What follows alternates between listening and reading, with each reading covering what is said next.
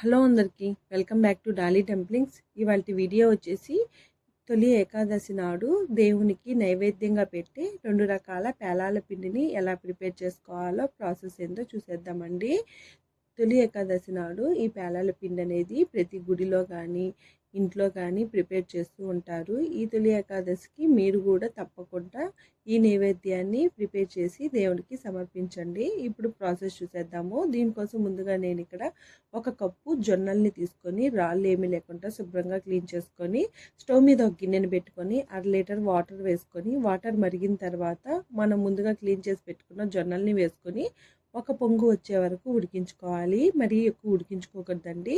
ఇలా పొంగు వచ్చిన తర్వాత స్టవ్ ఆఫ్ చేసేసుకొని ఒక గిన్నెని పెట్టుకొని స్టైనర్ని పెట్టుకొని మనం ఉడికించుకున్న జొన్నల్ని ఈ స్టైనర్లో వేసుకోవాలి. అలాగే ఈ జొన్నల్లో కొద్దిగా వాటర్ని యాడ్ చేసి ఒకసారి కలుపుకోవాలండి. ఇలా చేయడం వల్ల జొన్నలు అనేది మరీ ఎక్కువ కుక్ అవ్వకుండా ఉంటుంది. ఇలా వాటర్ అంతా వడగట్టిన తర్వాత ఒక కాటన్ క్లాత్ మీద ఈ జొన్నల్ని వేసుకొని నేను ఇక్కడ వీడియో క్లిప్లో చూపించే విధంగా చేత్తో పలచగా స్ప్రెడ్ చేసుకోవాలండి. జొన్నలు మంచిగా ఆరాలండి. అలాగే ఈ ప్రాసెస్ అంతా ముందు రోజు రాత్రి ప్రిపేర్ చేసుకోవాలి. చూడండి, ఇక్కడ నాకు మరుసటి రోజుకి జొన్నలు చక్కగా ఆరిపోయాయి. ఇప్పుడు స్టవ్ ఆన్ చేసుకొని కడాయి పెట్టుకొని కడాయిని మంటని హై ఫ్లేమ్లో పెట్టి బాగా వేడి చేసుకోవాలి. ఇప్పుడు 2 టేబుల్ స్పూన్లు జొన్నల్ని వేసుకొని మంటని లో ఫ్లేమ్లో ఉంచి ఈ జొన్నల్ని మధ్యలో కలుపుతూ వేయించుకోవాలండి. అలాగే జొన్నలు పాప్ అవ్వడం స్టార్ట్ అవుతుంది. ఇప్పుడు మంటని హై ఫ్లేమ్లో ఉంచి ఏదైనా లిడ్ని పెట్టుకొని కవర్ చేసుకోవాలి. చూడండి, ఇక్కడ నేను వీడియో క్లిప్లో చూపించే విధంగా కవర్ చేసుకోవాలండి. ఇలా చేయడం వల్ల ఈ జొన్నలు అనేది మంచిగా పాప్ అవుతాయి. చూడండి, ఇక్కడ జొన్నలు ఎంత మంచిగా పేలాలుగా రెడీ అయ్యాయి కదా. ఇప్పుడు వీటిల్ని మంటని లో ఫ్లేమ్లో ఉంచి పక్కా తీసుకోవాలి. అదేవిధంగా 1 నిమిషం కడాయిని వేడి చేసుకొని రిమైనింగ్ జొన్నలను కూడా వేసుకొని ఒకసారి బాగా కలుపుకొని మళ్ళీ పాప్ అయిన తర్వాత మూత పెట్టుకొని కవర్ చేసుకోవాలి. చూడండి, ఇక్కడ జొన్నలు ఎంత మంచిగా పేలాలుగా రెడీ అయ్యాయి కదా. ఇప్పుడు ఇవి కాస్త గోరువెచ్చగా ఉండగానే ఒక మిక్సీ జారుని తీసుకొని మనం రెడీ చేసుకున్న పేలాలని వేసుకోవాలి. అలాగే 1 కప్పు పుట్నాల పప్పు, 4 యాలకులు, కొన్ని ఎండు కొబ్బరి ముక్కల్ని వేసుకొని మూత పెట్టుకొని కాస్త బరక ఉండేలాగా మిక్సీ పట్టుకోవాలి. ఇలా మిక్సీ పట్టుకున్న దీన్ని ఒక ప్లేట్లో తీసుకొని అలాగే 1 కప్పు సజ్జలకి మనం ఏ కప్పుతో తీసుకుంటామో ఆ కప్పుతో 1 కప్పు బెల్లం తురుముని వేసుకొని ఒకసారి మళ్ళీ బాగా మిక్సీ పట్టుకొని మనం ముందుగా పేలాల పిండిని వేసుకున్నాం కదండి, ఆ పిండిలోకి కలుపుకోవాలి. చూడండి, నేను ఇక్కడ వీడియో క్లిప్లో చూపించే విధంగా బెల్లం అక్కడక్కడ చిన్న చిన్న ఉండల్లాగా ఉన్నట్లయితేను చేతితో కాస్త మ్యాష్ చేసుకొని బాగా మిక్స్ చేసుకోవాలి. అంతేనండి, జొన్నలతో పేలాల పిండి ప్రసాదం రెడీ అయిపోయింది. చూసారు కదా. అలాగే ఇప్పుడు మొక్కజొన్నలతో పేలాల పిండిని ఎలా ప్రిపేర్ చేసుకోవాలో ప్రాసెస్ చూసేద్దాము. దీనికోసం స్టవ్ ఆన్ చేసుకొని కడాయి పెట్టుకొని 1 టేబుల్ స్పూన్ నెయ్యి వేసుకొని ఇందులో కొన్ని బాదం పప్పులు, కొన్ని జీడిపప్పులు వేసుకొని లైట్గా కలర్ చేంజ్ అయ్యే వరకు వేయించుకోవాలి.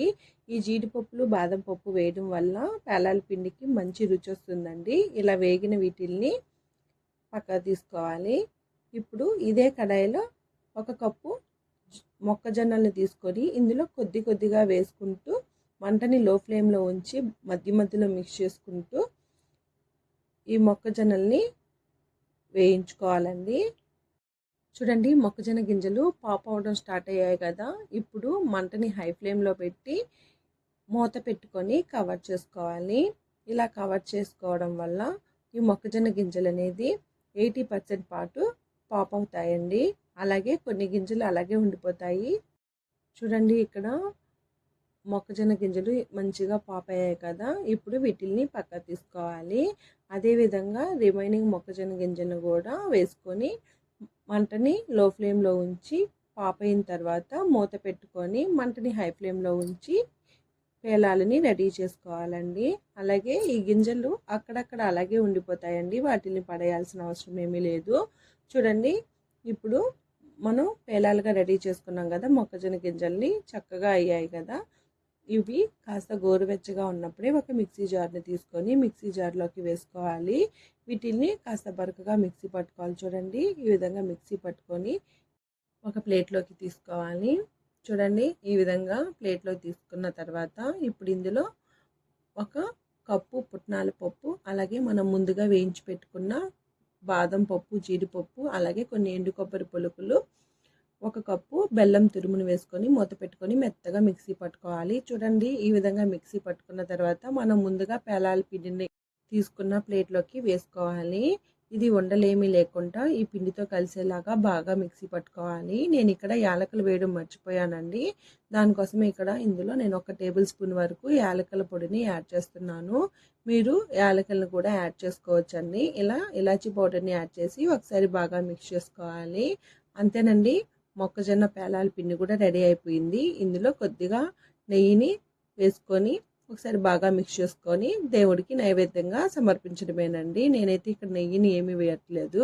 చూసారు కదా, తొలి ఏకాదశి నాడు చేసే ఈ ప్రసాదాలు ఈ తొలి ఏకాదశి నాడు మీరు కూడా తప్పకుండా ట్రై చేసి మీకు ఎలా కుదిరిందో కామెంట్ చేసేయండి. Thank you for watching.